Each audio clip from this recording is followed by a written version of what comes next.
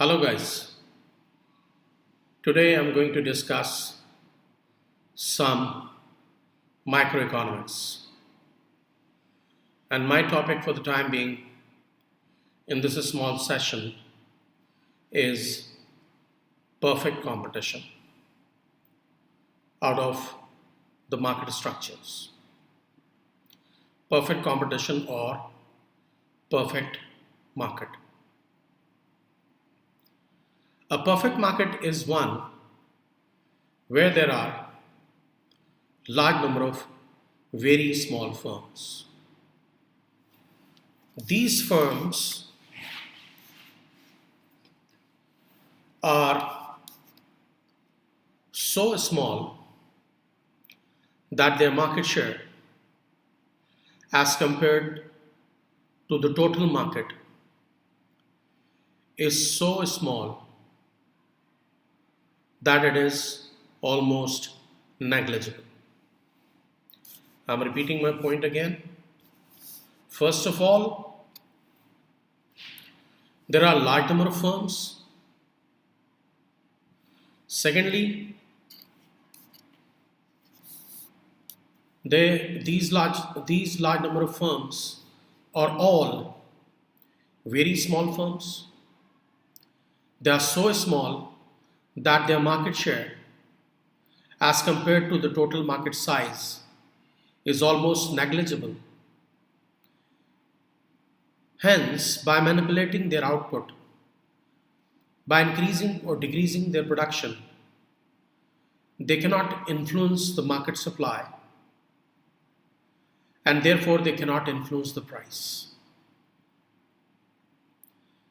We already know that when a large firm increases or decreases its output, it can create an upward or downward pressure on price of that product in the market. For example, if Surf Excel, for example, Unilever reduces its output of Surf Excel only by 25% in the market, for example in Karachi, we will observe that the washing powder would become short in the market, and because of which washing powder would start to go, the price of washing powder would start to go up. Because Unilever is such a large firm that only a small increase or decrease in output by its will influence the overall supply of the product in the market, and that change in supply would definitely influence the price. If Unilever would reduce its output, price will start to go up because there would be a shortage of the washing powder in the market. But if Unilever increases the output, it will result in a downward pressure on prices of the washing powder, because Unilever is a big firm. But in perfect competition, in a perfect market, we are assuming that the firms are so small, their market share is so small that by increasing or decreasing their production, they cannot influence the market supply, and therefore cannot influence the market price. Right? And the reason why there are so many large number of firms and small firms, the simple answer is a perfect market is one where there are no barriers to entry and no barriers to exit. We are assuming that setup costs are very small and no legal formalities are required to enter into this business. Hence, there is no barrier to entry. Secondly, there is no barrier to exit, which means no sunk costs are involved, because we are assuming that resources of a firm where the market is perfect are highly mobile, highly transformable, and they can shift to any other business without any loss, without any sunk costs. Sunk costs are the costs that when we will wind up one business and will go to other business, some resources would not be transformable, and we will have to face a loss of that. Right? For example, there was a beauty parlor in a building, but later on, due to some reason, they are going to start a school. So it is obvious that the furniture which was used in the beauty parlor is not usable in the business of schooling. That's why that furniture would have to be sold at a very low rate to someone. As a result, the firm would incur losses. Right? So, sunk cost means the cost which a business will incur in switching from one business to another.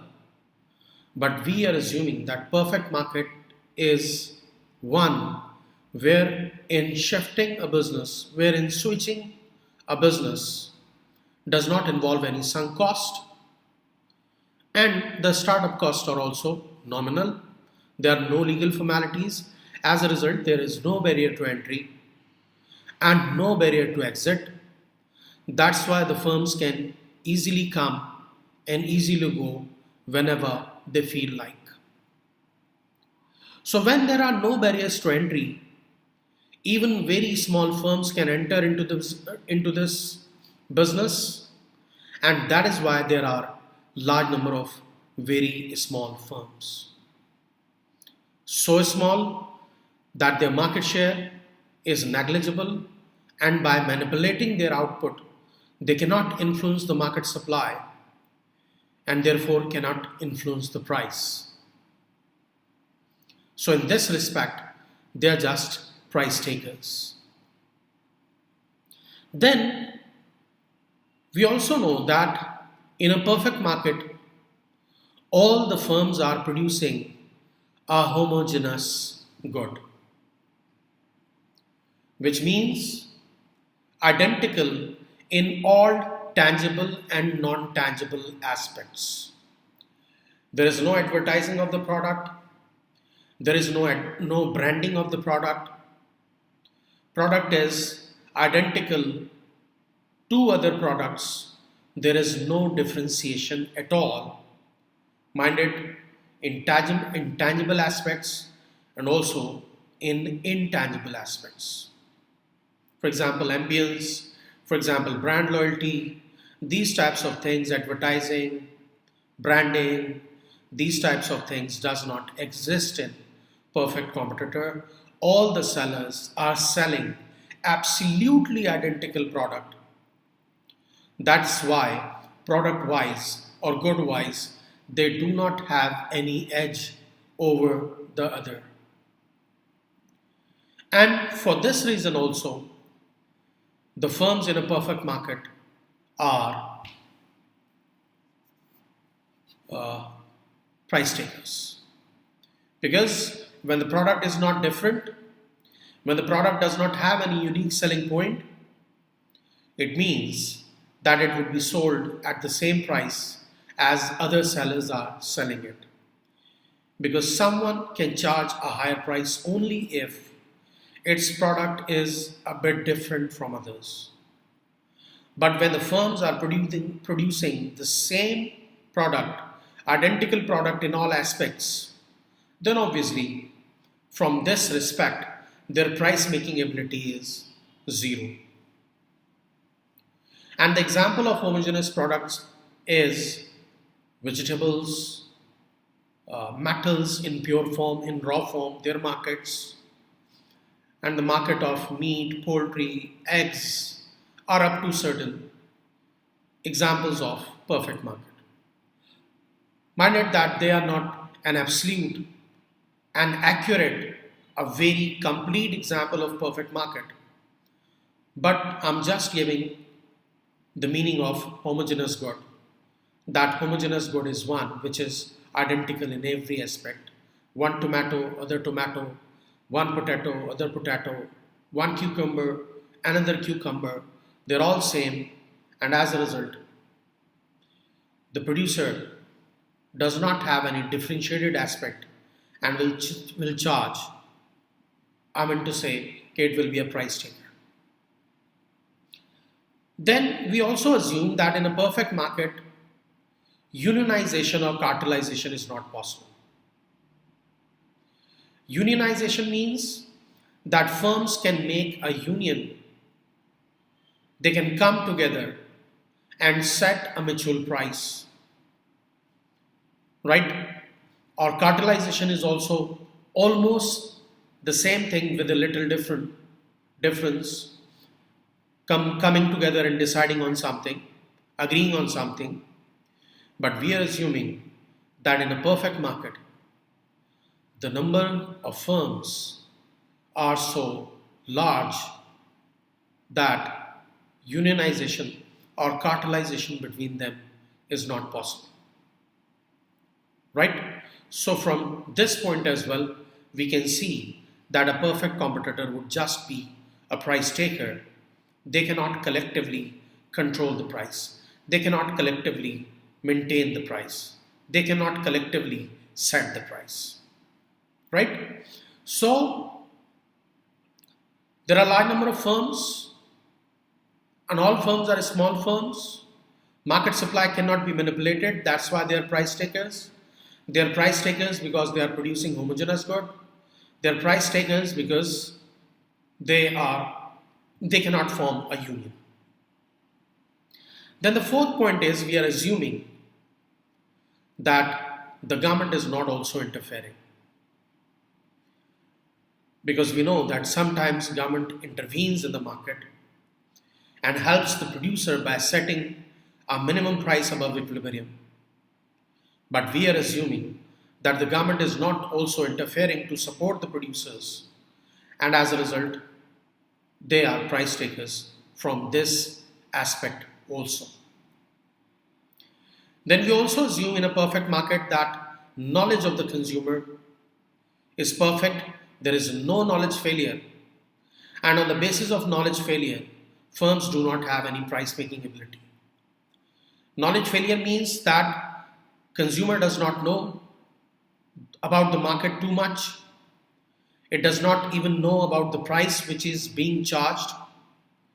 And when we already know that whenever there is knowledge failure in the market, firms are in a position to exploit the consumer because the consumer does not know. For example, in the market of healthcare, the knowledge of the patients are very meager.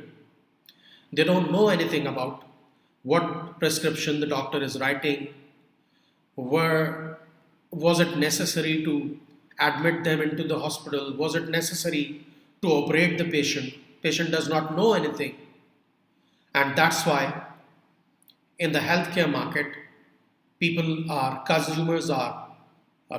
are highly exploited. But we are assuming that a perfect market is one where there is no knowledge failure. Consumer knows everything about quality, quantity, price, and everything.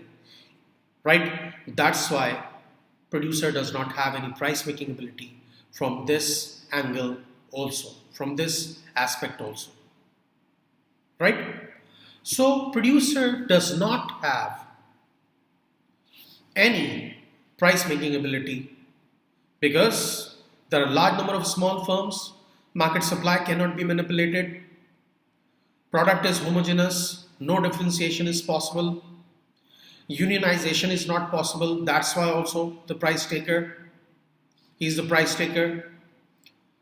Then government is not interfering, then knowledge failure is not there, and we also assume that there are a large number of buyers, small buyers, right? There are neither any monopsony nor oligopsony. The buyers are vary, large in quantity and small in size again. So we would notice from these all points that neither the producer nor the consumer has any price making ability in a perfect market. Perfect competitor does not have any price making ability, and as a result, it will have to sell its whole output at the market price. Perfect competitor is a price taker. The price is set in the market by demand and supply forces, and whatever price is set by the market, all the producers will face demand only at that price. And that is why the demand curve of a perfect competitor is horizontal. Right? I'm repeating the logic again. I said that perfect competitor is a price taker. It means that it cannot increase or decrease price. It cannot set its own price. Market is set in the market by the forces of demand and supply. If demand is greater than supply, the market demand and market supply. If the demand is greater than supply, the price will start to go up. But if the supply is greater than demand, price will start to go down. Individual seller does not have any control over the price. And whatever price would be prevailing in the market, firm would face demand only at that price. And hence, the demand curve of a perfect competitor would be horizontal. Mind it that demand curve in the market is downward sloping, the market demand curve, because the market demand curve shows that at what different times, at different prices, what quantities are the consumers demanding.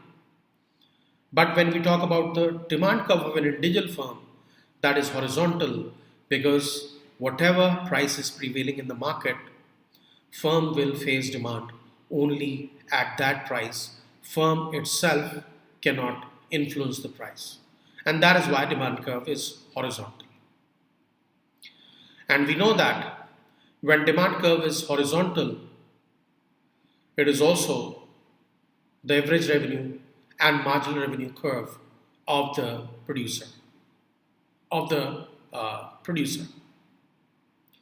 Demand curve is horizontal. It means that each and every unit is being sold at one price. And when each and every unit is being sold at one price, then additional revenue by additional unit would always be the same. And we know that average revenue is price, right? That's why when every unit is being sold at the same price, then marginal revenue would be equal to average revenue. That's why the horizontal demand curve faced by a producer is also its marginal revenue curve. You can see a diagram behind me which is showing that demand curve is horizontal, and I have written there D is equal to AR is equal to MR, which is showing that average revenue curve is also the marginal revenue curve of the firm. Right? I hope the point is clear to you. And the price is set in the market, and at whatever price is prevailing in the market, the firm has to sell its whole output at the same price. I'm going towards the diagram soon, but before that, let me explain a few things more. A perfect competitor is always a profit maximizing firm. It will always produce at an output where marginal revenue is equal to marginal cost. It will always maximize its profits and will produce at a quantity where marginal cost and marginal revenue curves are intersecting each other. Right? A perfect competitor is a profit maximizing firm.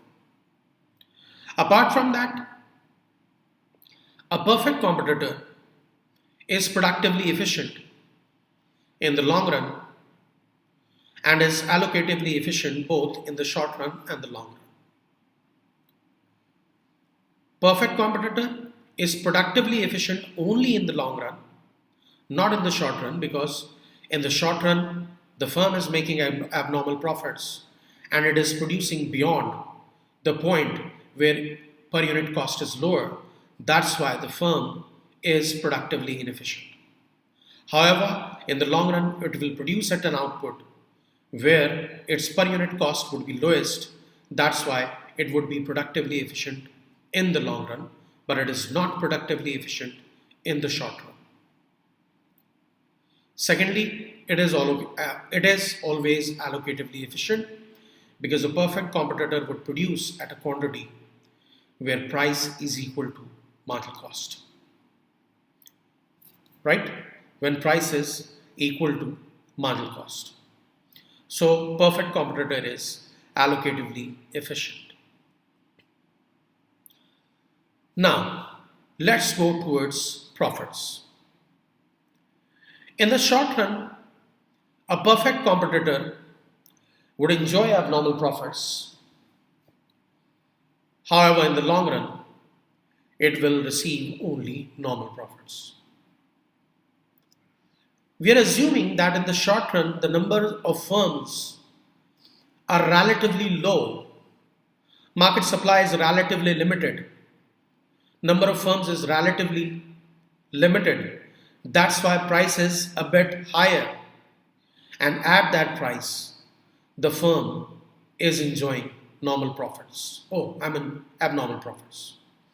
Abnormal profit is when the firm is receiving a revenue over and above its average total cost, including implicit cost.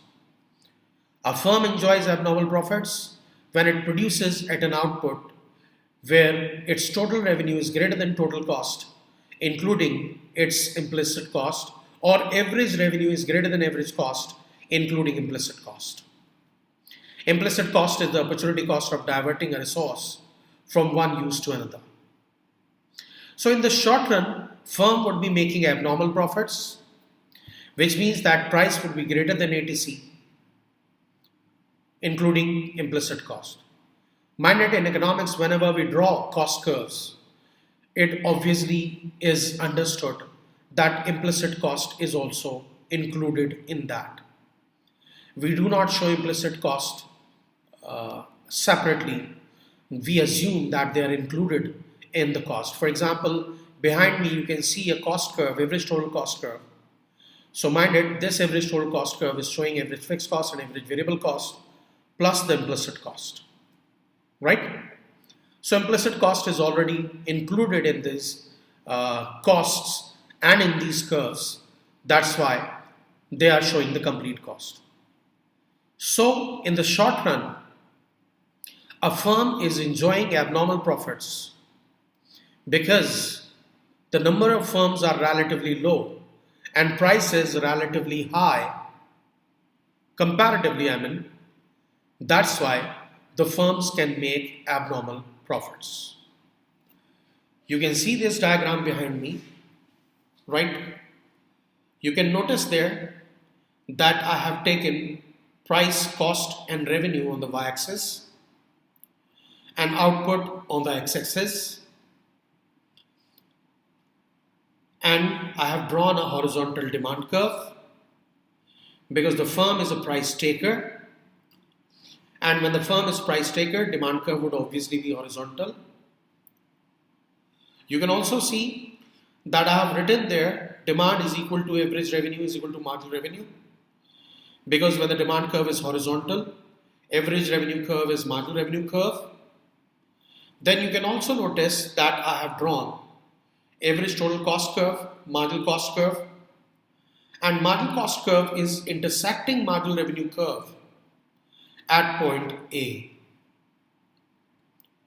I hope you can see it clearly that at point A, marginal revenue curve is intersecting marginal cost curve, which means that it is the profit maximizing output of the firm, and which is Q. Q is the firm's profit maximizing output. At the same output, you can see that price is above ATC. price is A and the point on ATC curve is B. So the gap AB is showing abnormal profit per unit. Mind it, gap A and B are showing abnormal profit per unit, and the total abnormal profit is PABC. PABC, the dotted area, is the abnormal profit. Mind it, total revenue is PAQO. Total cost is CBQO, and PAQO minus CBQO gives us PABC, and that is the abnormal profit. Right? So in the short run, the firm is enjoying abnormal profit. However, when more firms would enter into the industry, the market supply curve would shift rightward, price would fall, and since the firms are price takers, when price would fall, they would follow the same price band. As a result, demand curve would shift downward. It is still horizontal, but it will shift downward. You can again see a horizontal demand curve in the diagram on my your left side and my right side, right? So you can see that diagram. I have again drawn a horizontal demand curve, again marginal cost curve and average total cost curve. Now you can see, notice again that marginal cost curve is intersecting marginal revenue curve at output Q. Therefore, it is profit maximizing quantity. And at the profit maximizing quantity, you can see that price and average total cost are same, which means that the firm is producing at the lowest point of the cost curve and price is equal to ATC, which means that there are only normal profits. So we know that in the short run, abnormal profits are possible. However, in the long run, new firms would enter attracted by these abnormal profits. And when new firms would enter, market supply would increase. And when market supply would increase, market price would fall.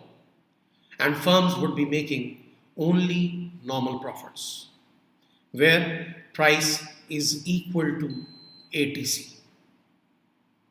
Right? So in the long run, firms would be making only normal profits. I hope the points are clear to you. The concept of abnormal profit, normal profit, and why is it happening? What is the perfect market? You have already understood. There are a large number of very small firms. Since there are no barriers to entry and exit, firms are producing a homogeneous good. Firms can form no union. There are a large number of small buyers. Government is not interfering. Product is homogeneous. Knowledge failure is not there. And on the basis of that, we will notice that perfect competitor is a price taker. Right? I hope you would like the video. I hope the things are clear to you.